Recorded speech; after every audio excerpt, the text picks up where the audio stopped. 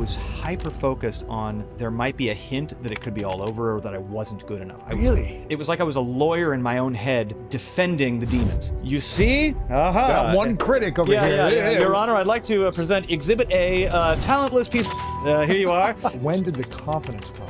Eventually, you get through enough things where your demons are having a party and you still made it through and did great that you go, ooh, I'm going to put that in the tool belt. Singer, actor, Broadway performer, one of the greatest voices of our generation, has sold over 22 million records. A multi-platinum songwriter and singer and performer admired by audiences on every continent of this globe. Just Groban, everybody! Oh my God! Regret is a powerful thing. The thing that it took from me was thinking about what hasn't happened yet or dwelling on what is already dead, and very little time to bottle the goodness of what's right here. You know, I just spent time with my parents as well. It was just like this week of, this is everything that I want. I can bottle this. Every day that I have going forward, there's going to be good days, there's going to be tragic days, there's going to be everything in between. What are 3 pieces of advice that you wish you could share to your younger self? That kid would tell the guy who's now been selling albums for 25 years, get your head out of your... What is the biggest lesson you learned from being so successful at a young age to where you are now, which it seems like a very peaceful human being? Yeah. I mean, you're catching me caffeinated, so I've got a real good flow going right now. But your energy seems very calm. You know, when you're chasing success, I'm speaking for all of us. Yeah, it's sure. like you're driven to like, what's the next thing? What's the next thing? Yeah. Versus what's the now thing? Yeah, exactly And right. it looks like you're in a now place. Well, you know, I've always been, you know, admittedly really kind of not skeptical, because I know how important and truthful it is, but I've always been a little bit of like, oh, I'm not sure that's for me though, about like the power of now and about like, you know, thinking about, you know, stopping in the present. And I've read all about, you know, capturing the moments that you have, but there's always been that nagging thing in me to say, yeah, but there's that thing I got to chase, or there's that success I have to go for. Or what's the next tour? What's the next thing? I've never been, it's like the Satisfied song in Hamilton, you know, it's like, there's always been that other thing.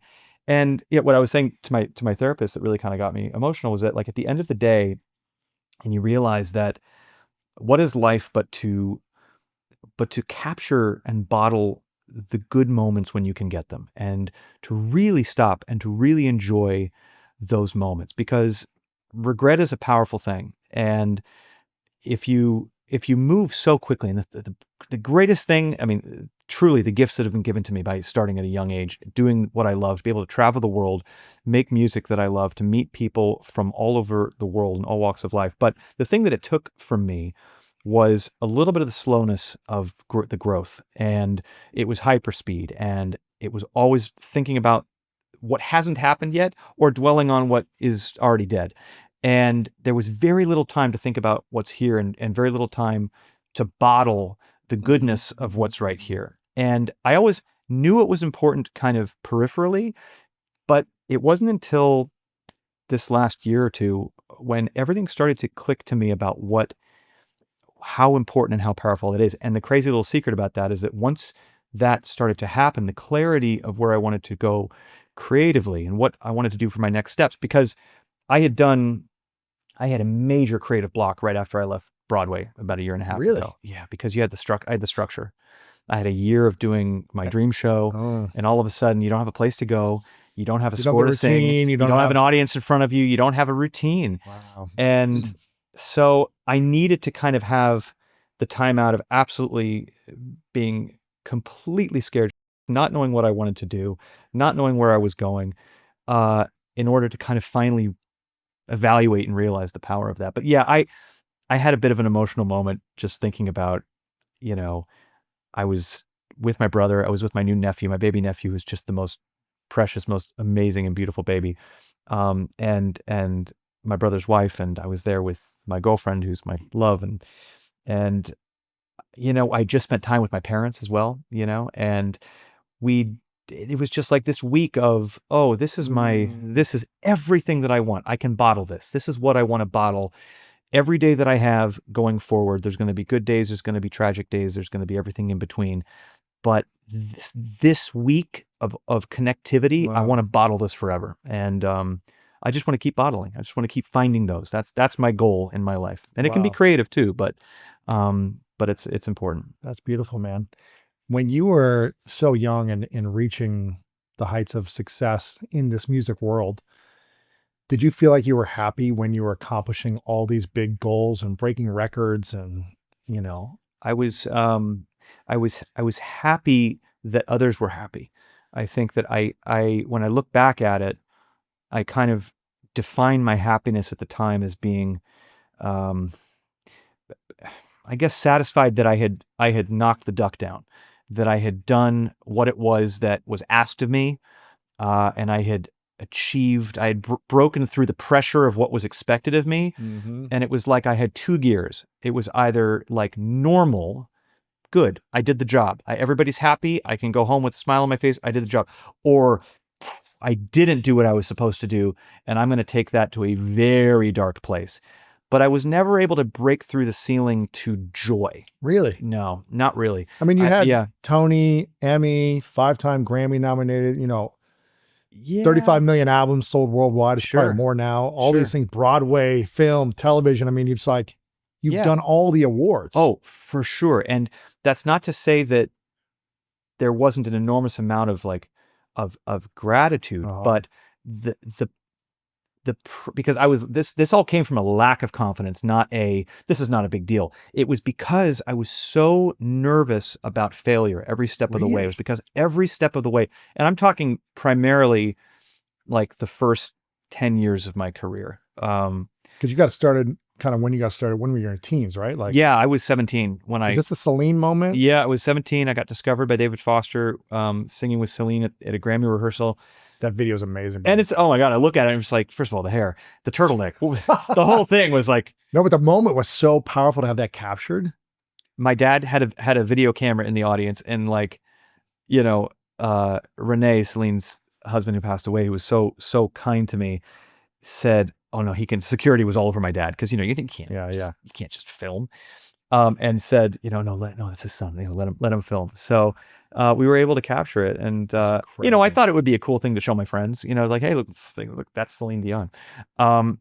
I look back at it now and I think, wow, that was a moment where, I was terrified. I got through it. But even after that, I walked back to the car, and I think it's just in my nature. I was just like, did I do okay? Like, was David happy? Was Celine happy? Like, okay. And I had never been on a stage that large in my entire life, but there was something about my psyche that was saying like, oh, good. Did I get the job done? I got the job done. All right. Well, back to history class.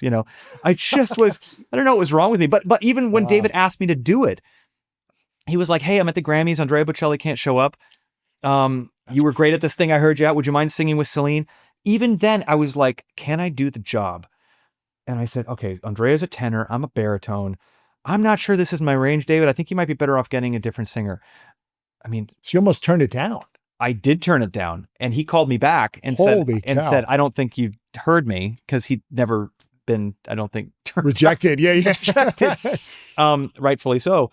And he said, I'll That's see terrifying as a I'll 16-year-old see you now. at 3. I'll see you at 3:00, and you're doing this.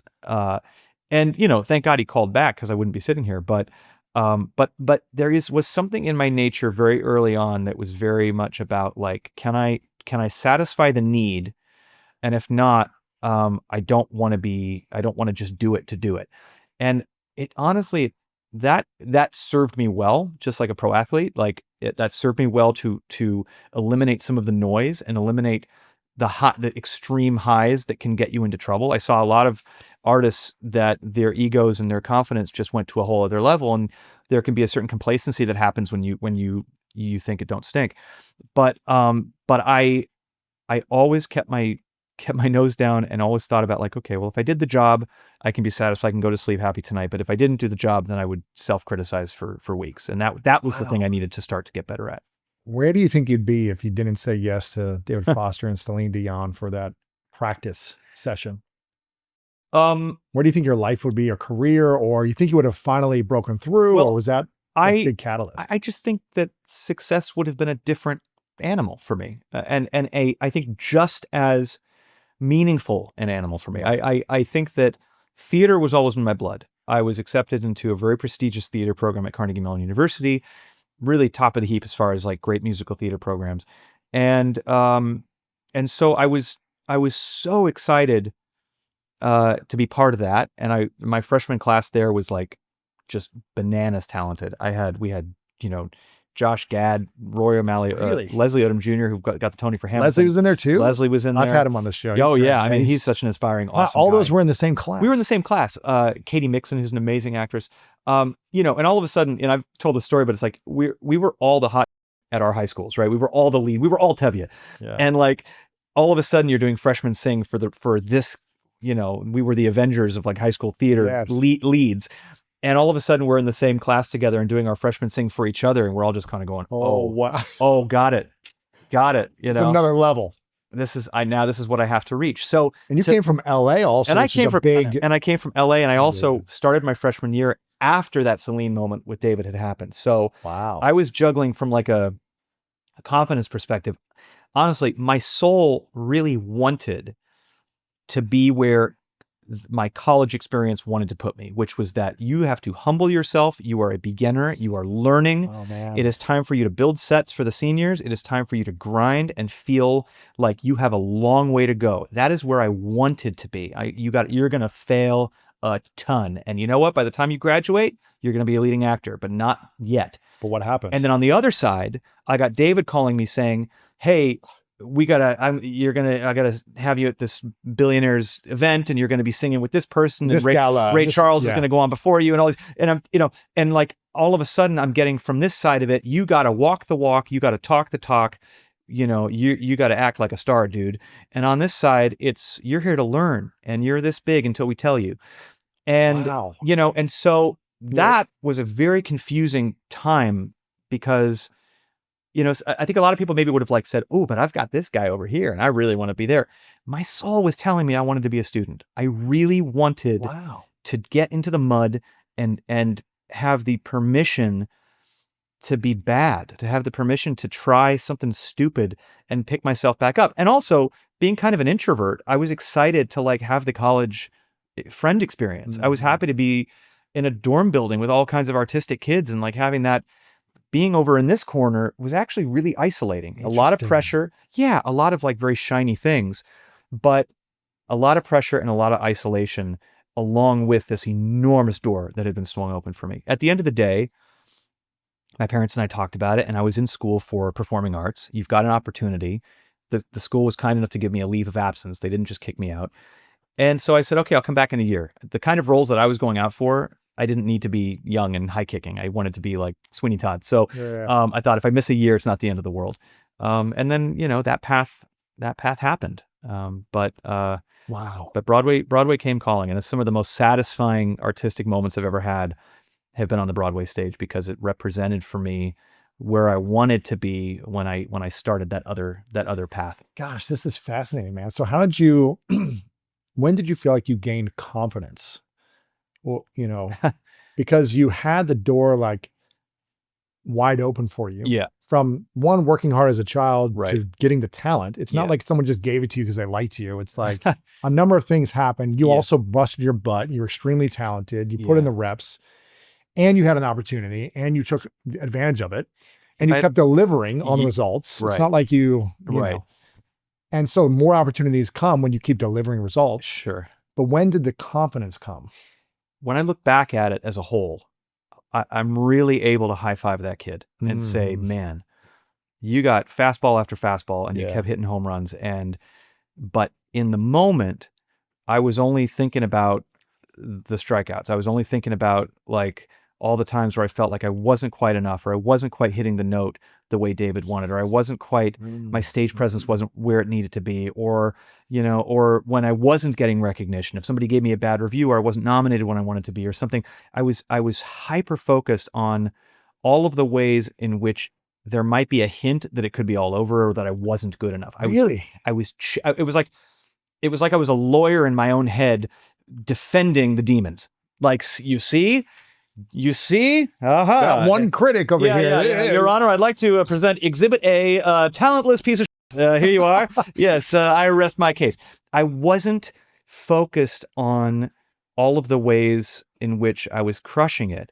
I was focused on all of the ways in which I wasn't. Meanwhile, there was a whole lot of success happening as well. So confidence was a funny thing that crept in through experience. If I didn't have the hours and hours and hours and hours, there are enough things that happen where you feel like you aren't quite on your game, and it affects you. Oh, I was so nervous. Oh God, it really got to my voice. Why did I crack there? Why did that? Eventually, you get through enough things where your demons are having a party, and you still made it through and did great. That you go, ooh, I'm going to put that in the tool belt. I know what that demon feels like, and I now have the machete for that one. Okay, and eventually, you've been through enough hair-raising, nervous, not confident moments on stage, and gotten through it anyway, that all of a sudden, like by proxy, you take a side door to confidence. Yeah. For me, confidence is having enough tools in that belt to know that, I'm not ever going to kill the doubt. But what I can do is say, all right, here's the tool I need to get through this bad moment because I've been through it before. That's where confidence is coming from me. Wow. What is the best psychological or emotional tool that you've used when you experience the most fear or self-doubt? What do you use to at least get through it? Yeah. As an overthinker and as somebody who feels like I need to overcomplicate things as a baseline in order for it to feel like meaningful, the greatest lesson that I've had to learn is the power of simplicity and the power of back to basics. Because I never thought that I was just enough. So I had to stack things on top of me in order to feel like I was lifting enough to be impressive to somebody, because just me, just my singing, just was like, why? And so for me, getting through stage fright, getting through nerves, being thrown on stage, which can still happen after thousands of performances. You can have an audience that you think is going to be amazing, and all of a sudden they're just weird or drunk, or somebody's yelling something in the front. Things can still throw you no matter how many times you've been out there. Or all of a sudden you thought you were sounding great in the dressing room, and then out of nowhere, you're like, ooh, I got a frog in my throat. What's this about? The ability inside yourself, without anybody else knowing you're doing this, to take it back to basics, to a simple checklist that involves, like, as an example, I might be thinking about, I'm at Madison Square Garden and I got 20 songs to sing, and it's sold out. And and I've got all my friends here and my labels here. And there's the 32,000 foot view that when you're really coasting out there, you can allow yourself to take it to the complexity of like all that. I'm going to be at a 10 and I'm going to be singing the high note. And I also know that this person I'm a fan of is in the audience. And I'm going to find them. Where are they? There you are. Stand up. Yeah. And you're just like, you're allowing yourself to get large with it. If I'm not feeling good, I'm thinking about telling the story of that next lyric, and that's it. That is it. And I am not thinking about impressing the greatest venue in the world. I'm not thinking about who's out there. I'm not thinking about the next song or even the next line. I am just thinking about singing and telling the story of the word and the line that's in front of me right this second, as beautifully and as honestly as I can, and then the next line, and then the next line. And it's then you say, okay, I'm at a 1. And on the outside, it's not any different. I'm still enough. I'm still doing everything I need to do. But inside, I'm telling the demons to take a back seat. And so learning that simplicity and slowing my complex thinking mechanism down to be, because it takes a lot of bravery to sit at a 1 in a venue that's an 11 or an event or something that holds that much meaning. It takes a lot of experience to be able to set yourself into a very simple zone when there's so much chaos around you. And that's just experience. That just comes from, I couldn't have done that at 20. That's so interesting because I used to be terrified of speaking on stage. Yeah. But for the last, 17 years, I've been speaking on stages. And even after 10 years and getting paid a lot of money to speak in front of thousands of people, I would still get nervous right before going on. And I was like, why am I nervous? Like, I've done this so many times. I've done training and public speaking class and been on stage and get paid a ton of money. Like, why am I still nervous? Because all those things you've already done. The one that's in front of you is not done yet. That's true. And it's control. No matter how many times I've done it, the stage that I'm about to walk up the stairs to isn't in my control yet. When I'm backstage, I've realized that nerves are the fact that I don't have the reins yet. The nerves are Unknown. I'm You're not sure. completely out of control to the unknown. Yeah. I think it'll go great. I've done great in the past. There's no reason to think that I'll do poorly out there, but I don't really know. And I think those nerves creep up when you care, because when you stop being nervous, it kind of means that you're on autopilot, and then it's time to find something else that scares you. Yeah. But I've started to harness the nerves in a way that makes finally getting on stage fun, because now I can control. Now I can control the evening. I can control. I've done public speaking too, which is way scarier for me than singing, by the way. Yeah. So kudos.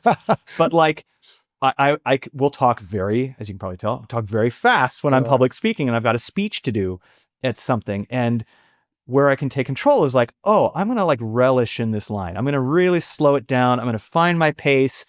Singing is the same way. Now I've got a chance to really dictate how I feel about this next thing I'm going to say or sing.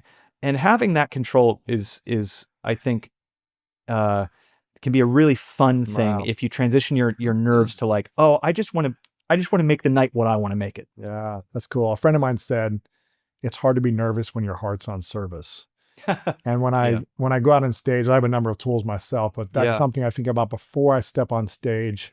Instead of thinking, how can I look good and perform well and entertain? It's more like, who needs to hear a message that I can serve today? Yeah. And maybe that's something you do in your own way of like, how can I just give my best? And then, and that's add the value. simplicity of just tell the story, sing the lyric, sing truth.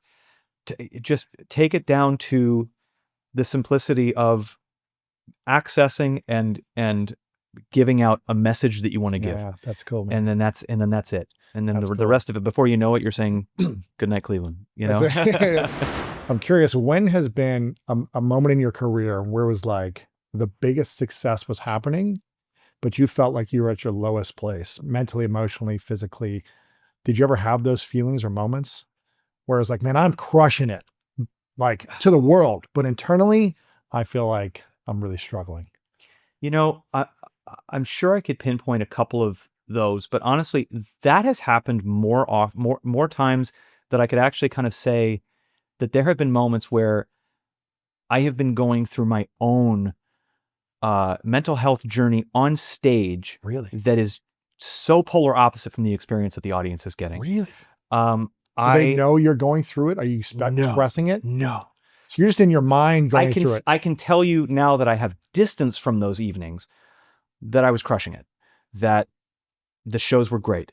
And in those moments, there have been times where I can't even like talk to anybody for like an hour after the show, because I'm in this like shame spiral of self-criticism that can go so deep, that has nothing to do with the reality. And I think, I talk to a lot of performers and people that have high pressure performance jobs, whether it's in the arts or sports or whatever. And there is a certain place that is like an adrenaline place or whatever it is that your fight or flight that your brain has to access so often when you do that many shows, that sometimes the nights where you're crushing it the most are actually the ones where you're kind of on the fringe a little bit, and your vulnerability is kind of taking a hit, and you're feeling a little too wide open, and there's a lot of stuff that's coming in, and that means that there's some darkness that comes into. And so there have been shows where I have had to get out of my own way to enjoy what I've just done. But I also have a tendency sometimes to, when I step off of a stage, and it's like there's like two different people. When I'm on stage, there is something I can tap into that really knows how to ride the wave and ride the energy that's happening up there and work the stage. And then I've just, for better or for worse, I've never been one of those people that can take the party back off stage with me. I have so much jealousy for those artists that there is an after party and it's like, let's keep celebrating what this whole thing was, man. Yeah, let's have drinks and let's talk about how great the night was and let's talk about how, and I've just never been I've just Really? never been that person. What happens I for you typically after a performance? kind of like a battery overload, like shutdown mode. It It's drained you. I go into low power mode. Interesting. And it has trained me a little bit. I think that there's not a small part of it that has to do with protecting from disappointment, or maybe it wasn't quite the way I thought it was out there, or maybe I read a few, too many negative things when I was younger, and it just taught me like, don't get too high after a show. Right. Stay right here, Interesting. But for whatever reason, I've always let out everything that I possibly have to give out there. And then afterwards, I just don't let myself celebrate it too much. Wow. And, that's still something I need to work on. What are 3 pieces of advice that you wish you could share to your younger self the day you did the audition or the guest spot with Celine? If you could go back to that day, that morning of, Yeah. and you could sit down in front of yourself. 16, is that how old you were then? Yeah, I was 16 there. And Yeah. imagine you're there. That's what, I don't know, 30 years ago, 20 something years ago. Yeah. What 3 things would you say to him, whether anything would change or not, but Yeah. just pieces of advice that you have now from wisdom, from years of experience, from therapy, from healing, from growth, Yeah. ups and downs? What would you share with him? What's interesting about when I look back at that video and I look back at that kid is that I actually have more to learn from that kid now Wow. than I have advice to give that kid. Interesting. I actually can think of more things I'd like that kid to tell me at 44 Let's go. than things I want to tell that kid as a 44-year-old. Okay, well, give me 3 things that your 16-year-old self would tell you now, and then 3 things that you could also say to him.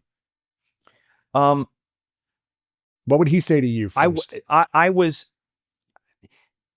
because nobody was paying attention then. Nobody was looking for the next thing. Nobody knew who I was. I walked out on that stage and I stood out there for like 20 minutes because nobody thought that I was the kid singing with Celine.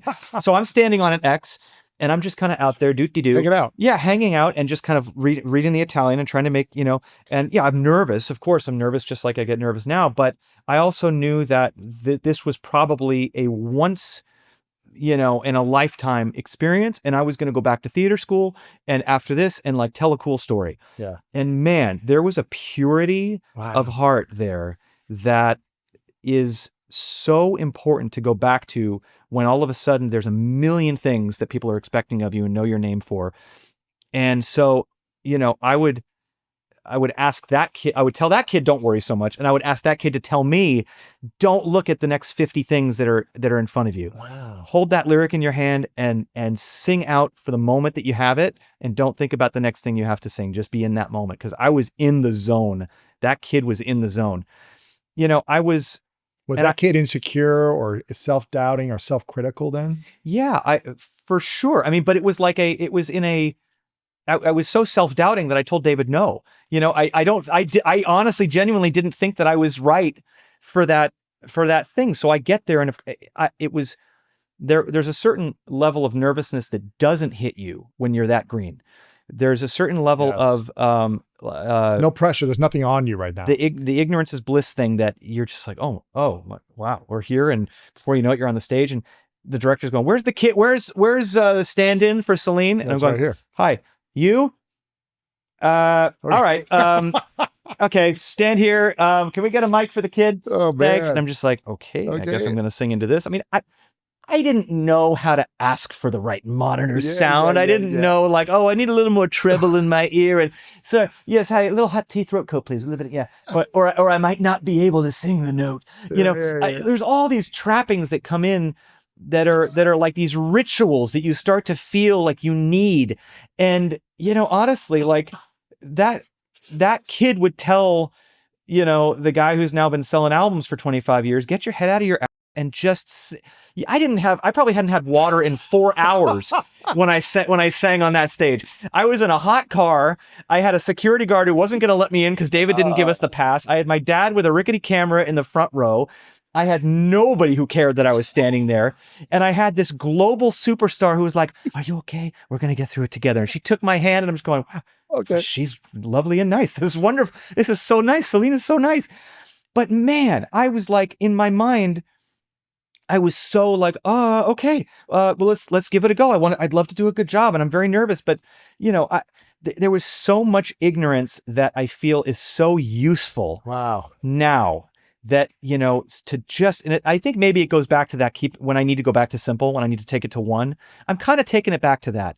Just be, and that's it. Yeah. Because there was no expectation of me. And so there was nothing in me that, you know, felt this pressure, except that I just wanted to do a really good job for David, Yep. and then go back and, you know, watch South Park or whatever it is I was going to do. Yeah. So yeah, It was more about having fun, it sounds like. There was like, how can I have fun and just enjoy this there was moment? a fun, there was a humility, there was of course a nervousness because it was crazy, Yes. but there was also a like,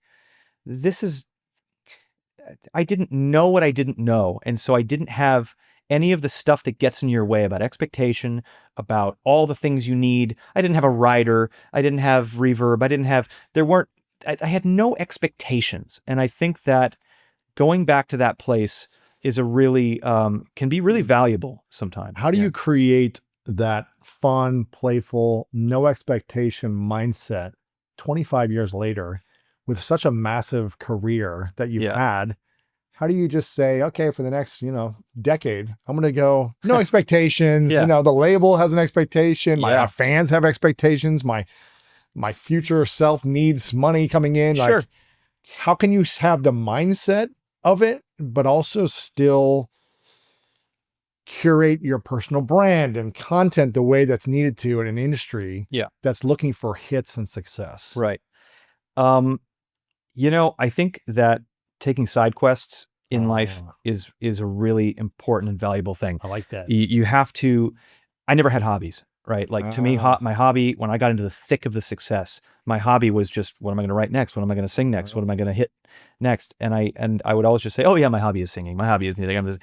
But honestly, like having other things to excite you, you know, is important. And also understanding that once you branch out and you have a certain amount of people that are with you, you have the ability to, if you choose, to open more doors for yourself and to also open more doors for other people. And so a huge part of kind of getting out of my own way has been with philanthropy, has been in finding my younger self in countless other students and trying to give whatever it was that I had, the access that I had, the wisdom that I was given to whatever young people that I can, and to kind of see it through their eyes as somebody who's old and stodgy. And, you know, that expectation is always going to be a little bit of the rent due for success and for hitting it the way you wanted to hit it. Yeah.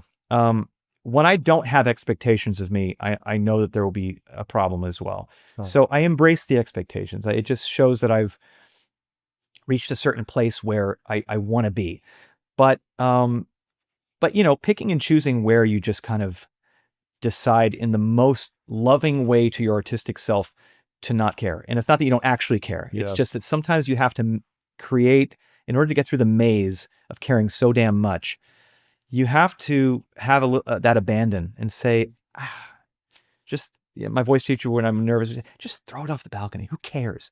Well, yeah, I do a lot. But the point is to just let it go. And so I'm always looking for creative things that allow me to feel like, well, this isn't for the label. This isn't for, you know, a certain core fan base. This is just for me. And I find that whenever I'm able to do kind of weird comedy stuff, Broadway honestly was one of those things where I felt like there was I wasn't expecting, when I did my first Broadway show, which was a weird kind of started off Broadway. I was not expecting it to be the success there was. And it taught me that, you know, sometimes when you go towards the thing that is not for them, you're actually doing the exact right thing for everybody. Interesting. Because it's it's a lot of side doors in my life. You're side dooring yourself to finding, you know, passion, to finding, you know, where, and not just a goal, but that thing that's lit under you. That's interesting, because I like what you just said. When you decide to do something that's not for them, you do it for everyone.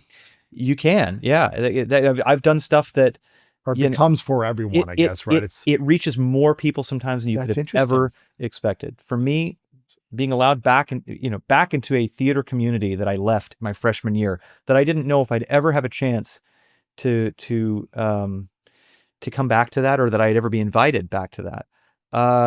I went into theater for me. I said, you know what? It's time. That's cool. I want Not to for do it. money or this or that. No, Yeah, absolutely not. I want to do it for me. I love this work and I'm going to do it. I'm just going to take a time out from the day job and I'm just going to go into this because this is for my soul. And man, the domino effect of things that came from doing that first Broadway show taught me that, oh, that's where the light is. That's whatever it was that made me choose to do that. Whatever I call the day job, I need to make that same choice in every song I sing and every album that I make and every producer that I work with and all the things that I thought were more of a machine that I needed to figure out, like, what do I have to say next? What do I have to do next to hit it? It's just go where the goosebumps are. That's it. Oh, go where the goosebumps are. That's Yeah. powerful. And this is, listen, we're in LA. This is very like privileged conversation that we're having here because we get to do what we love and make money from it and impact people. Not everyone gets to like just do what gives them goosebumps all day long where they can make money and do all these things. But I truly think everyone can have side quests, have hobbies, and live a life where their soul is on fire. Yeah. Maybe you're not enjoying everything you're doing, but you can bring soul to everything you're a part of. And like you said, you're not always going to feel it, but the pursuit of that feeling, Yes. rather than the pursuit of the end goal, is, I think, where the secret sauce is. This is so cool that you're talking about this. So for me, like what I challenge myself to do now day to day is to go towards a feeling rather than think about going towards what it is I want to get from it at the end of it. The result. I want to hit the next. Yeah. And that's a tough, that can be sometimes a tough thing. And you've interviewed a lot of people that have been so successful and have had a lot of pressure. And for me, having that pressure at the young age and having a lot of very type A people around me at a young age who also have made it very clear to me that if you're not singing into the golden microphone, it's going to be passed along to the next person. You start to kind of develop some patterns emotionally that you have to unlearn a little bit. And so, yeah, I'm chasing that feeling right now. And when to go back around to that cry I had on the phone with my therapist, it was, it's when you get those, when you're able to bottle a feeling, in my creative life now, that's all I'm trying to do is I'm trying to chase where that good stuff is. And it doesn't come without a whole lot of days where you're hitting yourself over the head and you're digging a hole. It's just about, you got to get out of it. What I'm hearing you say is over the last 25 years, not all of it, but a lot of it, you were in your head. You were analytically thinking, Right. Did I hit the note? Yep. Did I please this person? Yep. Was the audience happy? Yep. Was the label happy? Did I hit my numbers? Did it sell out? Whatever it is. Yeah. Was it a record breaker thing? And you're in your head a lot, but it sounds like you're chasing what's in your heart now in a feeling of There's so much you can't control. And yes, That stuff will happen or not happen based on so many factors that don't have anything to do with whether you yourself are dwelling on it. And that's the thing. It's not that you lose ambition for success. It's just that you can't control what you can't control. You can hold yourself and you can hold people around you accountable for the goals that you have for yourself, in the most loving and motivating ways. But at the end of the day, the job that I have to do is a feelings job. It really is. And the rest of it, I can't grasp it too tightly because it's not up to me. Every year, the business is in a different place. Every tour, some tours, you crush it. Some tours, you just woke up on the wrong side of the bed for whatever reason. It's like, all right, I'll move on to the next one, but I'm still going to chase that feeling and I'm still going to go after that. And so, it's a fun place to be. I've been doing this now 25 years and, finding dreams for myself that represent what I've been doing and represent new uncharted territories, is a really fun place to be. I'm very, very grateful. what's the thing that gives you goosebumps now when you think about exploring the idea?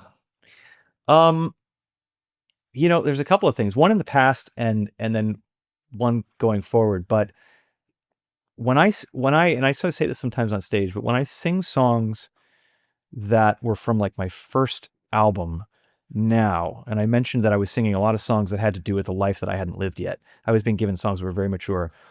And when I get to sing those songs now as somebody who's experienced love and loss and all the things that I'm now the age of who I was singing for when I was 17, I have a newfound appreciation for my older work because I now feel like I've lived the life that can fully tell the stories. Wow. That's cool. And, as I go forward, the things that give me goosebumps, when I have like a great day, like with my nephew and my girlfriend, and I've had a great day with my parents, or something gets me up at 2 a.m. to just sit at the piano and just play. And there's just something pure about the experiences that I get to have in my life. And I'm not thinking about the other stuff. That's the stuff that's good scary for me now, is thinking about like setting roots down and like moving on with the things that I maybe put to the side, during the other part of my life. And, and keep side questing. I'm going to learn magic. Let's go. I just went to a magic show this weekend. Oh, really? In LA. It was awesome. Man. I just did magic tricks with my parents. It was pretty good. I kind of crushed it. You got did some card tricks. You got a trick you can do? I don't. It's strange. I didn't bring a magic coins. trick. Yeah. That's the next levels when you can just pull out a magic trick there's wherever you cards are. and yeah. I'm not sure I want to be that guy actually, but you never know.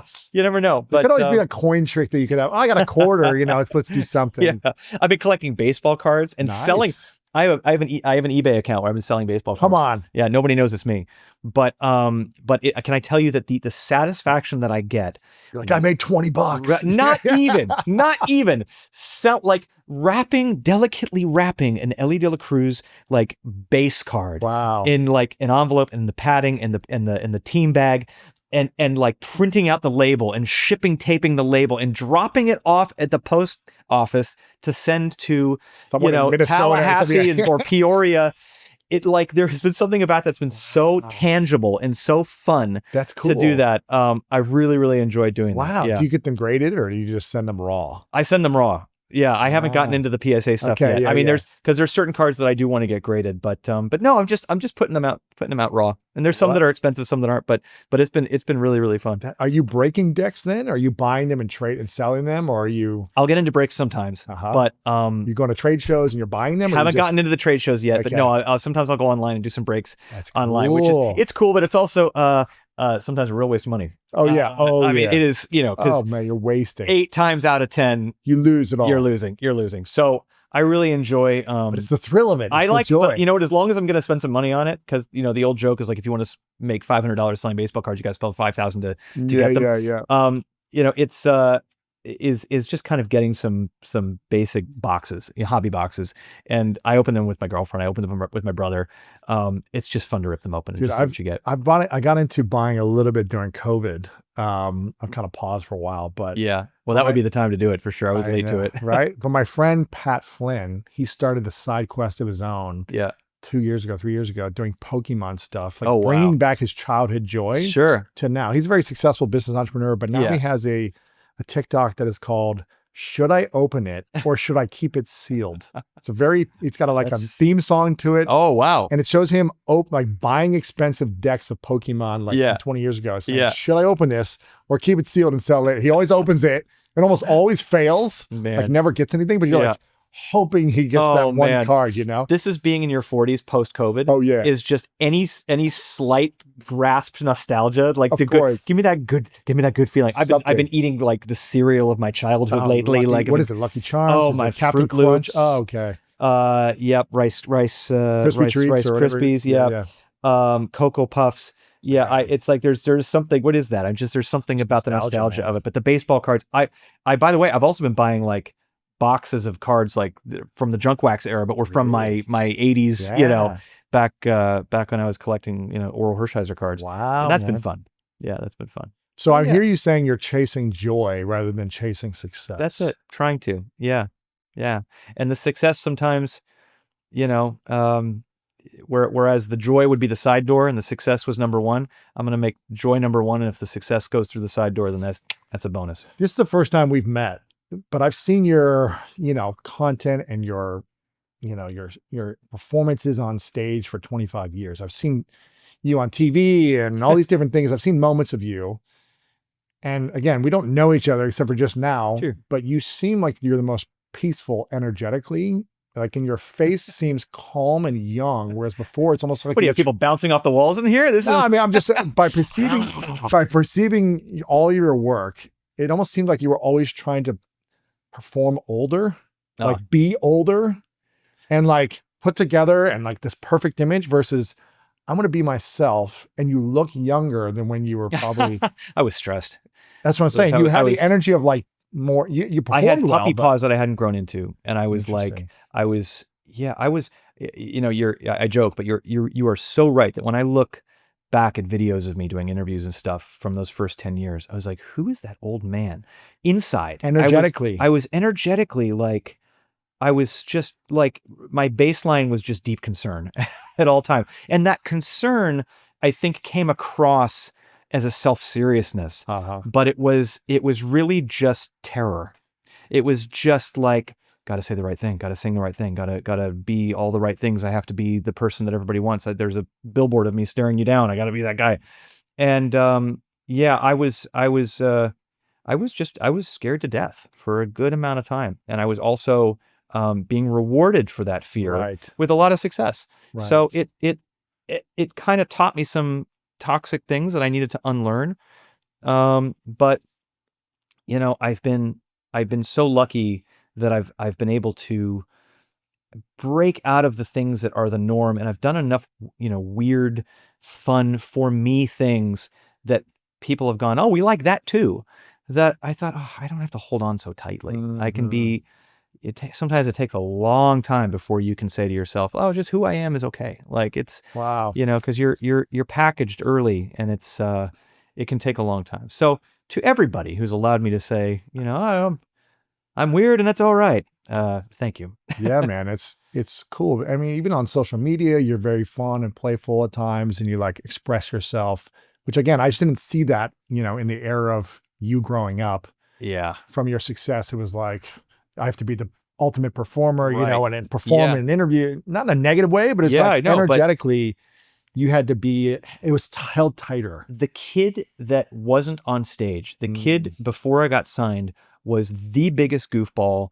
I mean, like, you know, I had and have the attention span of a fly. Like I've, you know, just always been bouncing off, Yeah. you know, different things and different hobbies, and I've always been just kind of weird, and I've always loved comedy and joined an improv troupe when I was in junior high school, and like, Uh-huh. you know, and then the person that dove into the music industry, there was a very specific kind of lane that I needed to fill in order to be in the big leagues. And You couldn't be this goofy kid. that didn't fit Uh, the lane that was set in front of me. There was a part of me that was that lane. So it wasn't like I was just going into something that wasn't me, but the lane that was going to be, here's where we need you. Here's the song that you're going to sing. Even the song that I sang with Celine, The Prayer, that fit a lane. And that lane was very, very serious. And that lane was about causing a lot more tears than laughter emotionally. And so I think that the fact that now with the internet and social media, and you can be all things, and I Yes. actually think it's flipped now to the point where if you aren't more things, you're boring. So it's actually in a place now that I think I almost wish some parts of me are so glad I didn't have social media when I was 17, 18, because I was already insecure. But it would have been fun to have kind of tapped into that other stuff back then. Of course, man. You know. I'm excited for you. This is a quote from you that I saw you say on another interview somewhere. We cannot fend off the battle inside by ourselves, even when we're always convincing ourselves we can and should. Who has been in your inner circle or your team that has supported you in overcoming yourself, limiting yourself, the criticizing yourself, or the shame you maybe had, or just the There's been a couple of people, but you know, my parents are both very artistic, but real world. They did not go into the arts professionally. To watch their kid want to be in the arts was probably sheer terror for them, but also like, you know, they always brought me back down to earth, and they always built me up.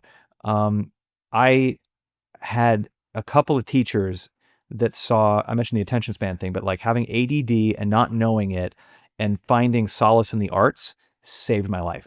Having the teacher kind of go, I see like you're getting your butt kicked a bit in math class. yeah.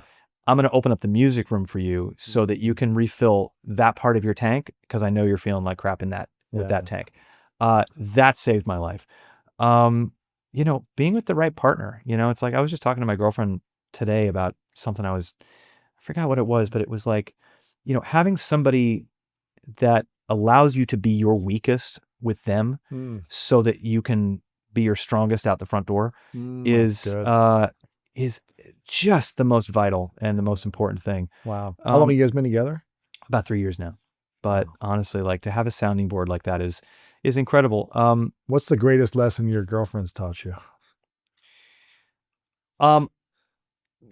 To not care so much what other people think. Really? I'd say that, you know, there is such a tendency for your focus when you're trying to become inspired by something to kind of be wide and to be, you know, you're hearing it from a lot of corner offices are telling you a lot of things, not to mention all the anonymous things that you get from all over the internet. And, you know, it's impossible, even when you've accomplished a bunch, and even though you are chasing all the right things, and to kind of get thrown every now and then, to kind of say, oh, but she'll see that I'm really excited by something, and then I'll have a second thought that is based entirely on the insecurity of what somebody might say, or, oh, maybe that won't be taken the right way, or stuff that has nothing to do with inspiration. And she'll sit me down and she'll say, like, absolutely not. I saw how your eyes lit up. I saw that fire in you about this thing. You are so excited about this song or this collaborator or this comedy thing or whatever it was.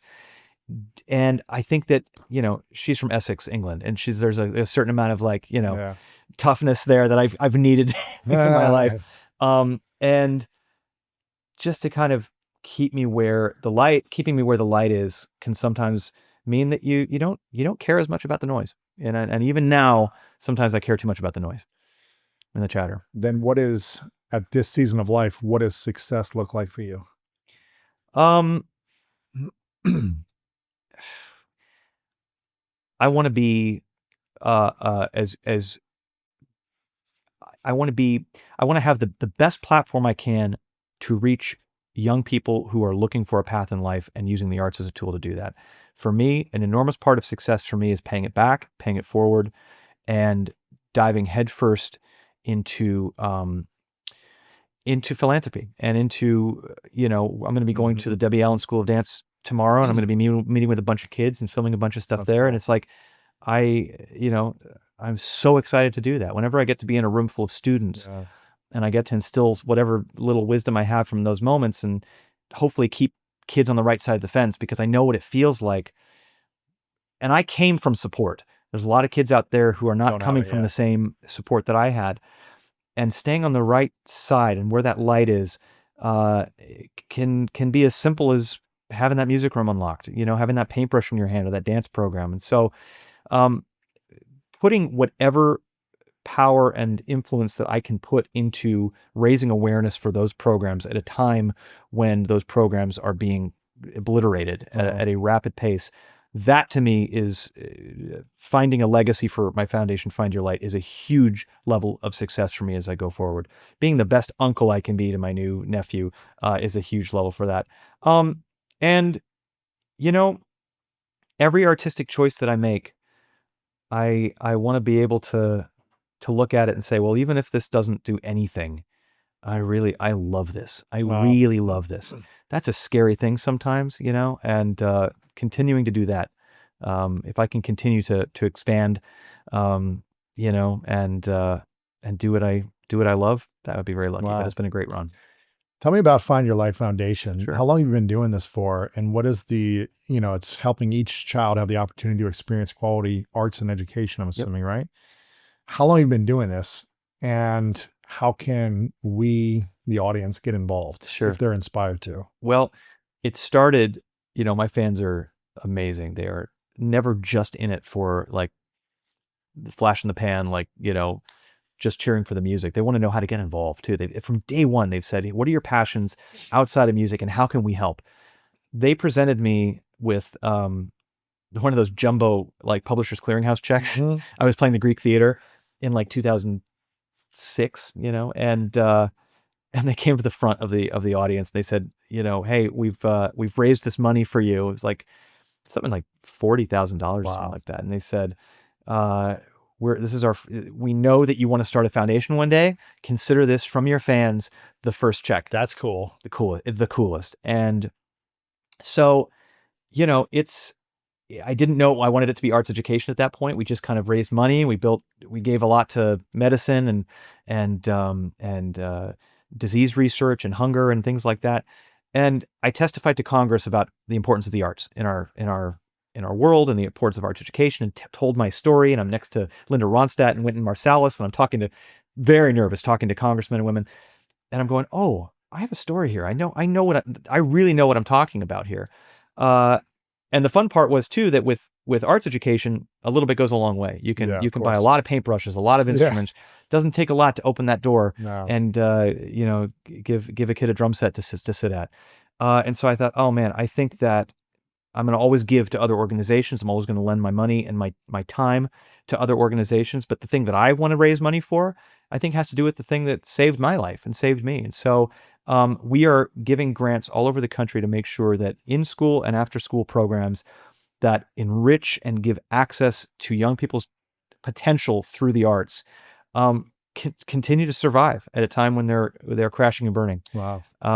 We've seen it, over and over and over again. How the inclusion of a solid arts program in a young person's life changes their grades, gets them more invigorated in their academic work, changes their confidence level, gets their parents to come and see them in a show or see their art exhibit or whatever it is, gives them something to talk about. The graduation rate rises. We need an infusion of humanity right now. And, with the divisiveness and with the attention seeming to be away from the things that bring us together, we need to instill in our young people. It's not about finding the talent that's going to be the next superstar. It's about really instilling the things that the arts bring to what the light of what makes us incredible together, and also the beauty of all the differences we have. So interesting, because then as an athlete growing up, I struggled in school, but sports was kind of my art. Yeah. Was my expression. I think that the similarities between using the arts as a tool and athletics as a tool are so many similarities. It saved my life in a lot of ways. Yep. And it just helped me grow as an individual and develop me in character development, team building, communication, all those things. Yeah. Like, I wish arts and sports and athletics were school. I wish that was the majority, not the after school thing. Yeah. And the after school thing was like, okay, learn obviously how to read and write, but you need to learn how to work with people and set goals, team and building. Deal with failure. And absolutely. Dealing with failure is a big one. Yes. Building yourself back up, and expressing who you are through an art platform or sport platform, getting that side of your soul out of your system opens up your tank for all the other things that you want to do or even just have to do. Yes. It exorcises so many demons in a young person's life, and it's overlooked because it's thought of an extracurricular and it's not, as important as the rest of it. But I would argue that it's just as, if not more important, because it teaches kids who they are. Yeah, man, that's cool. So FYLF.org is the site. Yep. For it, right? FindYourLightFoundation.org. Yeah. Can people go and donate there? They can. How can they support? They can learn about the programs that we support. They can donate. And we're constantly doing work to raise money, and we're going to do another gala in October as well in New York at Jazz at Lincoln Center, which is going to be awesome. So look out for that. But we've just been the amount that we've been able to raise, the millions we've been able to raise now, from very grassroots to now being able to have these galas and have supporters like Renee Fleming and Sarah Bareilles and Lin-Manuel Miranda and our former Surgeon General Vivek Murthy, and and the most fun part of it for me is when we have people who aren't in the arts going up. We have neuroscientists. We have people that talk about what the arts is doing on a scientific level to these young brains. That's the part for me that takes it out of, for anybody that's skeptical of the woo-woo of like, oh, it's just a drum circle. Yeah. Like, no, we are actually scientifically helping these brains. Yeah, that's cool. That's the fun part for me. That's great, man. FYLF.org. So there's a link for people to donate there too? There is. Oh yeah, for sure. And every little bit, honestly, like, $5 can go towards, like I said, that paintbrush. All of these programs, when they're asking for grants, they're not asking for $100,000. They're asking for $2K, $3K. Yeah. They're asking for just enough to keep these programs alive. And if someone donated $500 to $1,000 who's watching, what would that do for them? Like, how would that impact people? What, is that a school? Is that how many kids would that help? Well, when we get grant applications for programs, they go through a rigorous process where they'll tell us exactly what they need, what the money is going towards. So we have a group of volunteers, and myself and my family and our board, we do it as well, that we really make sure we vet that the money that's given to the foundation is going to programs, not just to be a Band-Aid, but to really make sure that that money is going to nourish an arts program to continue to nourish themselves going forward. And so that we can be a small part of, at a pivotal point in time when this organization needs an infusion so that they can stay open for a long, long time. So it's mostly for high school programs or for like elementary through high school. Okay. Yeah. Cool. Yeah. And right now we're just in the US, but we want to That's expand man. that globally That's cool, as well. man. Yeah. So FYLF.org. We'll School of Greatness. We'll make a donation today for you there. Oh, that's So very we'll make kind. sure Thank you so we'll much. make a donation there, and I hope everyone else That's donates awesome. as well if you feel inspired Thank you, sir. about the Find Your Light Foundation. I've got a couple final questions for you, but Sure. this has been really inspiring and eye-opening. I'm glad you've been sharing Thanks so so much. You've got besides your foundation, you've got a couple shows at the Hollywood Bowl coming Yeah. up September 5th and 6th, I believe. That'll give me the good chills. That's exciting. That's a homecoming. That's going to be fun. I remember my dad took me to see Elton John there when I was like 10 years old. Wow. We sat in, I think we probably had the furthest seat in the back, and it was still incredible. That's going to be a very, very special show with the 2 shows with the LA Film. That's cool. And are you going on tour later as well, or is Planning on it? Yeah, Okay. we've been working. Nothing's been announced just yet, but we're looking at a bunch of both domestic and internationally. Okay. I want to get out and hit the road in 2026. So Okay. so cool. yeah, so look out for that. Awesome. Yeah. You got a new album coming out as well called Hidden Gems. Yeah, right? so we just released a kind of a best of compilation called Gems, where we kind of took the songs that were favorites of mine, favorites of the fans, and we put them in one collection. That's cool. And then we started seeing a lot of comments from people saying like, what about this song or that song? And there were songs that they were mentioning that honestly, like, we either released for a very small amount of time or were like a bonus Yeah. edition of something, or I sang live and never released it. And so we're going to be releasing something we're calling Hidden Gems, Nice. which is all the songs that are not quite yet available, stuff that we haven't put on Spotify yet, Cool. stuff that, has been, on an old, like a Hallmark only album or like a Target That's cool. edition or something that hasn't been the main songs that have still been songs that the fans have loved. So That's yeah, cool, Hidden man. Gems will be coming out. Plus there'll be 1 or 2 new songs in there as well. Okay. Very cool. So look out for that coming. It's coming soon, the next month or 2, I think, right? Or I think sometime so. fall, Yeah, it says. absolutely. I've slid it under the door. So whenever see they when they put launch it it. out, Yeah, it's up to them. I want people to follow you because you have a lot of cool stuff on social media. What is the best platform for you, Josh, that you like to be on? Oh man. I like Instagram. Everything is just at Josh Groban. My TikTok. Tic-tac-toe, That baby. just Let's goes to go. show you how involved I am on TikTok. My TikTok is at Josh Groban, and my Instagram and my X and my Facebook are all Cool. just Josh Groban. Okay. And my TikTok is probably going to be the weirdest stuff that I do, but it's been fun, especially I've got a new puppy and we've been posting lots of That's pictures of the great. puppy. So if you like dog content, There you go. you're in for a treat. Singing and dog content. They you know, go that's hand right. in hand. Before I ask the final couple questions, Josh, I want to acknowledge you for just your vulnerability and your realness today. I think it's been really cool that Well- you've just been so open about reflecting 25 years ago, your 16-year-old self.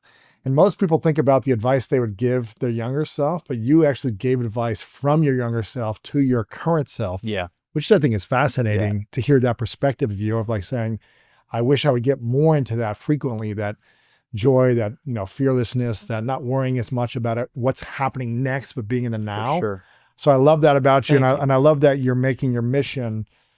Obviously you want to be creating side quests and following your dreams, but you're also at a season where you're saying, how can I help that 12-year-old, 16-year-old, 18-year-old, 21-year-old who's in the arts, who's passionate about it, just keep the lights on. Yeah. Keep the door open, the possibility for them to pursue this.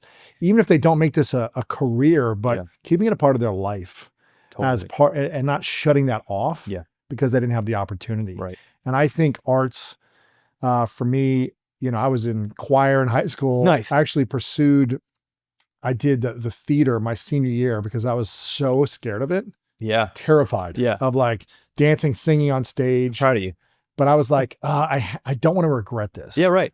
Yeah. And I'm probably will never sing on stage, That's or, okay. but it's like, I knew that I was like, do I want to leave high school not going for this? Yeah. I did like tap dance class Oh, wow. and like the theater. Nice. And it was terrifying, Yeah. but I learned so much about myself. Right. That I'm so glad I had that season Yeah, of sure. life. Yeah. You know? Absolutely. And I appreciate arts. And I mean, I was the biggest Glee fan, right? Because I never could do it, but it Yeah, was right. like the show was incredible for me. And I Yeah, was sure. like, Yeah. Yeah. and so the fact that you're doing this, I think is really cool because there's a lot of kids that stop being creative and artistic, whether it be drawing or singing or dancing or music, they stop when they feel like they need to get serious about life. Absolutely. And you constantly say, hey, keep going. Here's a paintbrush. Absolutely. Here's a drum set. Here's the door still open for you. And For sure. encouraging it and mentoring and coaching, I think is really cool. Oh, it teaches me. I mean, that's the thing about teaching is you teach yourself so much by teaching. Yes. I learned so much by giving whatever wisdom because you unlock things you didn't know that you knew. Uh-huh. When you were asked questions by young people and students about your life and things, you're like, oh, I'm now preaching something Yeah. that I really realized I needed to remember for myself too. Yeah. So that's the most fun part of that. That's cool, man. This question I ask everyone towards the end, it's called the 3 truths question. Imagine a hypothetical scenario. You get to live as long as you want in this life, but it's the last day. Okay. Last day for you on this earth. Yeah. And you get to create and accomplish and go on 1,000 side quests and everything you want to do. But for whatever reason, you got to take all of your work with you. So all of your songs, your albums, this conversation, for whatever reason, it's not here anymore for people to experience. But you do get to leave behind 3 lessons to the world. I call it 3 truths. What would those 3 truths be for you? I think that